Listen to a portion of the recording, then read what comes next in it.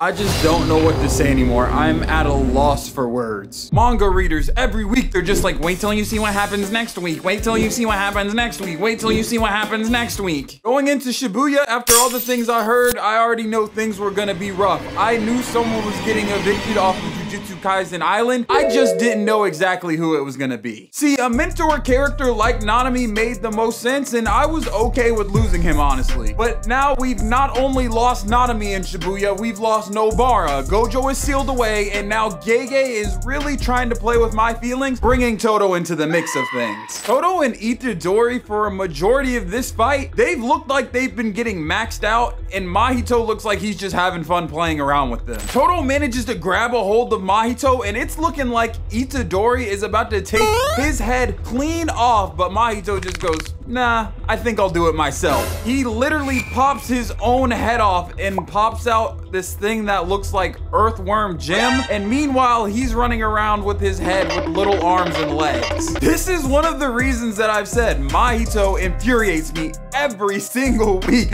Our main characters are out here fighting for their lives, and this man is just toying with them, having fun every week now. He then proceeds to summon Mahoraga Jr. At least that's what this thing looks like to me, and that's what I'm calling it, but it's really just a bunch of like transfigured humans. I don't know, Jujutsu Kaisen's complicated, people. And Todo thinks this Mahoraga Jr. is about to be light work and takes it straight on until he gets backhanded through a building into a stage transition. And now Gege is starting to play a little too much, because now he's starting to make me feel like Todo might be the next victim on his hit list. Luckily, Todo manages to use his boogie woogie to switch behind the Mahoraga Jr. and beats it in one blow. It felt like Gege solely made that scene to stress me out at the fact that Todo could now be a victim to being killed in Shibuya as well. That scene literally stood no other reason than that reason alone. So Itadori and Todo managed to link back up, and at this point Mahito's like, yeah, I'm sick of this dude. He beat 2 Mahoraga Juniors. I'm just gonna finish this myself. Domain expansion. There's just one problem though. If Mahito uses his domain expansion the same way that he usually does, yeah, Sukuna's probably gonna end up killing him. So Mahito decides he's gonna take a page out of my goat's backpack, Satoru Gojo, and activate his domain expansion for 0.2 of a second like Gojo did in the subway station.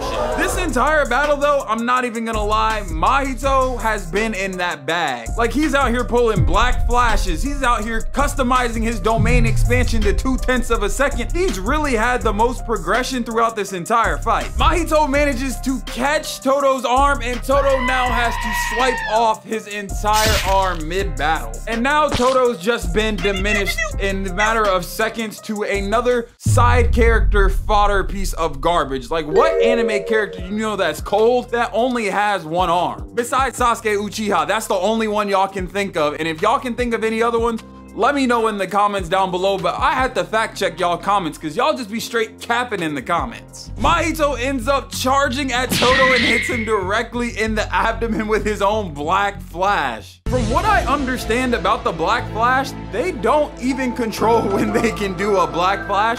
So how every time right before they do a black flash, do they manage to call out they're doing a black flash? I don't understand that part at all. It makes no sense to me. Whatever though, Todo manages to somehow tank this attack by transferring all of his cursed energy to his abdomen where Mahito has struck him. And at this point, I'm thinking it's GG, it's all over. Gege caught me slacking again. He's about to kill off another character that I care about here. But that's when we see Todo's necklace hit the ground with a picture of his idol, and for some reason it also has a picture of Itadori in it. And I'm gonna be real here, at this point Itadori needs to keep his eye out on Todo, because I don't know if it's just me, but if I see my homeboy and he has a picture of me in his necklace, I'm gonna have to give him the side eye and be like, hey bro, what's good with you, because we're not getting on like that. In the next scene, I'm gonna be honest, I didn't even fully understand what happened. I'm just guessing Todo's has some out of this world imagination, because bro hops straight in the middle of a music video and just starts absolutely violating Mahito in it. Like, this man just popped the sensu bean, he even got his hand back, and now he's back to 100%. This part of the episode, it just felt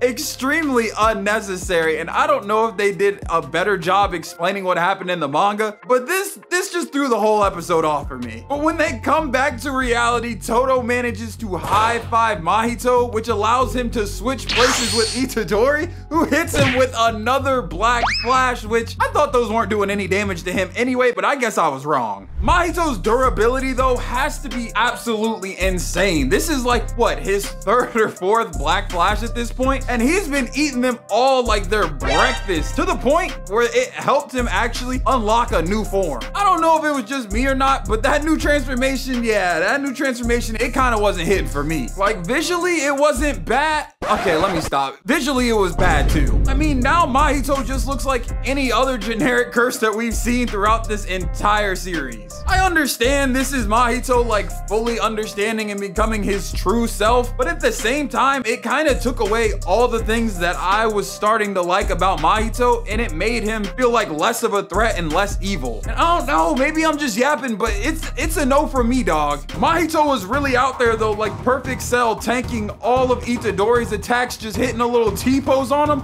with absolutely no worries of taking damage. He then grabs Itadori by his face, and this man goes from the top rope and slams Itadori into the ground with the devastating choke slam. That was a finishing move. I honestly thought Itadori might have been down for the count and needed some more help from another side character that was about to pull up. The remainder of this fight, I didn't understand what was happening for about 80% of it. Like at one point, Itadori's legs weren't moving, or they were moving on their own. I didn't fully understand what was happening there or what the point was. Like there was another point in the fight where Mahito and Itadori swing on each other, and Itadori punches Mahito in the shoulder and it did 0 damage. But then all of a sudden it did damage. Yeah, I was giving up on this fight. I didn't understand what was happening. But then Toto pops out and he's like, yo, my clap, it's just for decoration. The way my ability really works is Christmas joy. And then he slaps his hand onto his nub, which made Mahito think that Itadori and Toto were going to switch places, or some type of switch was going to happen, but nothing actually happened. Then it goes back to Toto and he's like, nah, I'm just kidding. My boogie woogie is cooked. I can't use that ability no more. And that allowed Itadori to hit Mahito with yet another black flash for a move they can't use instantaneously.